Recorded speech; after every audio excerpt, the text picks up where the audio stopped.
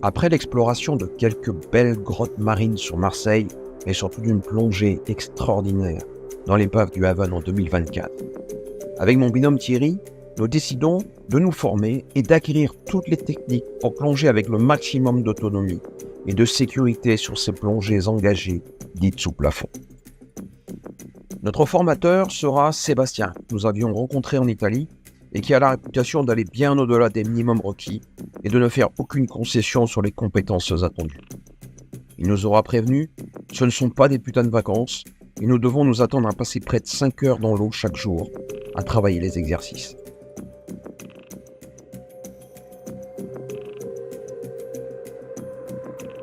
Pour avoir l'environnement propice, c'est bien loin des bords de mer que nous allons. Notre destination est l'une des plus belles régions de France, le Lot. La rivière ricoche d'un paysage à l'autre, gravant son passage dans les plateaux calcaires. C'est dans ces résurgences, ces rivières et nappes phréatiques souterraines que nous allons être mis à rude épreuve pendant une dizaine de jours. Le début des hostilités commence à la résurgence de Saint-Georges, sur la commune de Montvalon. Quand on la voit, on ne se doute pas qu'elle est le point d'émergence d'un vaste réseau souterrain. Bien que le site soit d'un niveau avancé pour des débutants, notamment à cause de passages un petit peu étroits au départ, la vasque convient parfaitement pour les premiers exercices de pose de ligne de cheminement et de gestion des premiers incidents. Pour les marins que nous sommes, habitués au bleu profond de la Méditerranée et aux grands espaces, on n'emmène pas large avec Thierry. Les premiers passages raclent déjà l'euphorie des premiers instants, autant que nos corps et nos matériels. Cette rivière souterraine, venue du Causse de Gramat, nous offre un paysage que ma petite caméra n'arrive pas à capturer. Les roches, tantôt noires et blanches, tantôt réchauffées d'ocre, sont recouvertes d'un limon qui ne demande qu'à troubler l'eau au passage de notre premier coup de palme maladroit. Ici, pas de gorgone rouge ou de corail, ni de mérou qui joue à cache-cache. C'est un monde cristallin, sombre et froid. Nous passerons 5 heures dans l'eau ce premier jour, dont la majeure partie du temps est consacrée à pratiquer des exercices appelés drills. Nous comprenons bien vite que l'objectif est de convenablement gérer les techniques de pénétration dans la grotte pour qu'à tout moment, quel que soit l'imprévu, nous soyons en mesure d'en ressortir vivants. La perte de la ligne, un marquage mal effectué, la mauvaise gestion de ses émotions et c'est la fin des jeux. Je ne peux pas malheureusement filmer ces moments qui sont vraiment des plus intenses pour nous. À l'issue de cette première journée, Sébastien nous déclenche par exemple une perte de masque et une panne totale d'éclairage à une centaine de mètres de la sortie. Le moment est intense. On palme comme on peut au simple toucher de la ligne de vie, qu'il ne faut absolument pas perdre. Ça frotte, on se cogne, on perd la notion du temps, de l'orientation et des distances. Mais c'est non sans une certaine émotion qu'on arrive à retrouver l'air de la surface dans la vasque. Pour le deuxième jour, nous allons sur un site vraiment magnifique, une belle résurgence sur la berge nord du Lot qui s'appelle l'Andenouse. L'Andenouse émerge d'un bassin maçonné tout à fait original.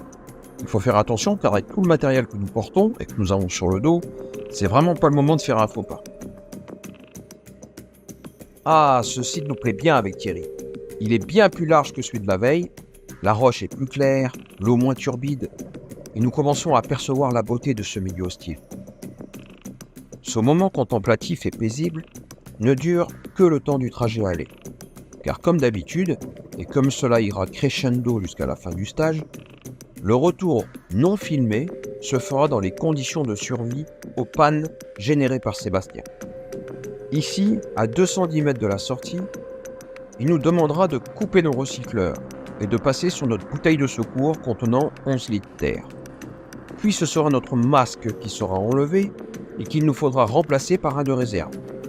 Le peu de confort retrouvé ne durera pas, car il sera lui aussi arraché avant d'avoir nos lampes éteintes. Le noir complet à nouveau, mais désormais avec un volume de gaz limité qui nous impose de sortir au plus vite. Un coup c'est Thierry qui gère la manœuvre et un coup c'est moi. On travaille en binôme pour être efficace. On apprend à communiquer par des gestes tactiles, on s'encourage, on se donne du rythme, on se confirme les décisions à chaque option. Parfois, certaines techniques, pour aller plus vite, nous imposent d'être séparés. Le risque de faire des erreurs se multiplie alors, et c'est ce qui arrivera durant cette plongée. Au lieu d'avancer vers la sortie, un instant d'emmêlage de la ligne de vie, je repars dans le sens inverse et m'enfonce dans la grotte jusqu'à épuisement de mon gaz. Virtuellement, je suis mort. Mais ces erreurs sont de l'expérience et construisent petit à petit nos compétences.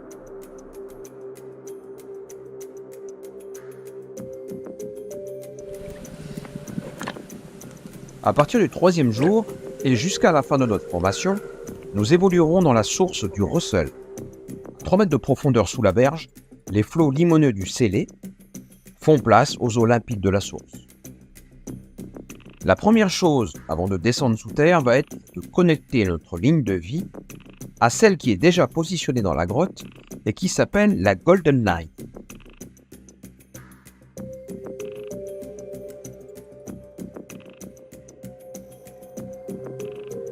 On découvre alors une galerie imposante, de largeur à peu près de 8 à 12 mètres et une hauteur de 3 à 5 mètres, rectangulaire, dont le sol est couvert d'un amoncellement de strates qui atteignent parfois plusieurs mètres carrés et certaines même plusieurs mètres cubes. Ça y est, on est dans le grandiose et c'est magnifique. Nous nous sentons privilégiés de découvrir cette nature originelle. Les parois sont martelées d'innombrables cupules d'érosion et de strates éboulées qui semblent être découpées au couteau.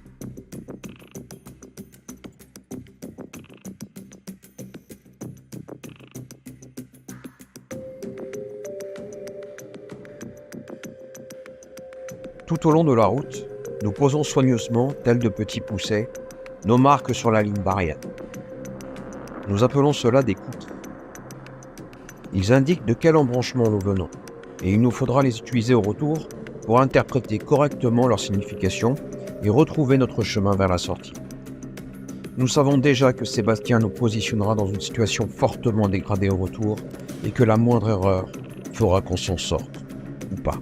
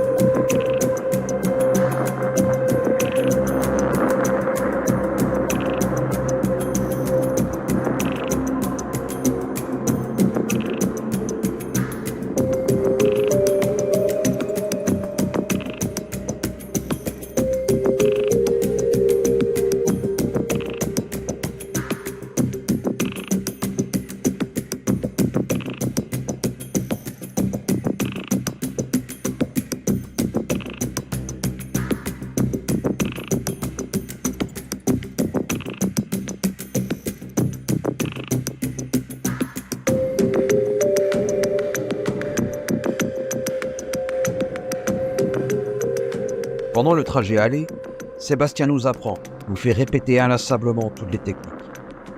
On voit ici Thierry, un cache sur son masque pour travailler sans visibilité et qui répète l'exercice de perte de la ligne principale. Comme une araignée, il tire son fil et applique une procédure de déplacement précise pour l'intercepter. Tant qu'elle n'est pas trouvée et qu'il reste du gaz à respirer, l'exercice continue. Ici, elle était en hauteur, mais la technique a fonctionné. Il aura fallu moins de 10 minutes à Thierry pour la trouver.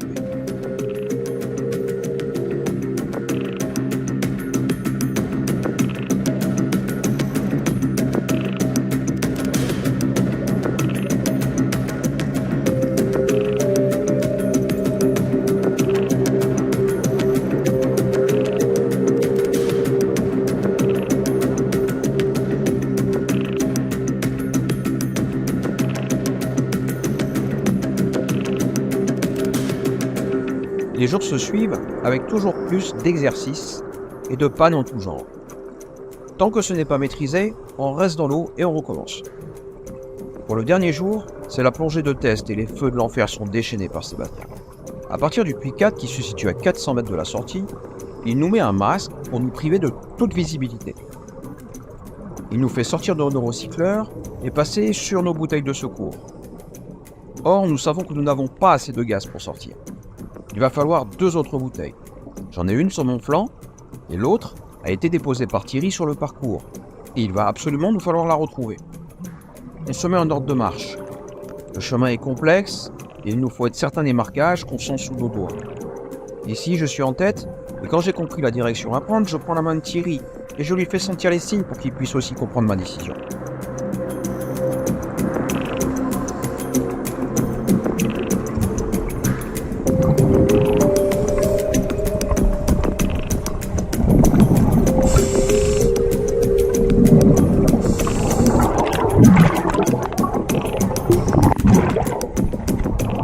Sébastien nous a bien soigné le scénario et il nous faut remonter par des couloirs verticaux étroits pour rejoindre les niveaux inférieurs. Les jonctions sont multiples, il ne faut surtout pas nous précipiter, mais essayer aussi de gérer sa consommation de gaz. Parfois l'écart se creuse entre les deux binômes et il me faut attendre Thierry pour renouer le contact et repartir ensemble vers la sortie. La fin sera sportive. Une fois les galeries du haut atteintes, le palmage devient nettement plus rapide et Thierry et moi appliquons la technique dite du bump and go. En gros, on ne s'attend plus sur les cas simples, mais uniquement sur les cas plus complexes de l'île. L'écart se creuse entre nous. Après l'épuisement à sec de mon premier bloc, le détendeur de mon second bloc reste coincé entre la ligne de vie et une aspérité de vue. Je n'arrive pas à m'en défaire et pour respirer, je dois directement le faire proche du sol. Il me faudra quelques cycles d'apnée, de respiration, d'apnée, pour enfin démêler la situation et pouvoir reprendre ma course vers la sortie. Je n'aurai plus d'incident, ni réel ni provoqué, jusqu'à la surface. Tito, lui, a raté son bail-out et du coup, il est virtuellement mort à une centaine de mètres de la sortie. Paix à son âme. Sébastien le ramènera au point manqué pour refaire l'exercice et sortir, lui aussi, pour une bonne goulée d'air frais dans la rivière du Célé.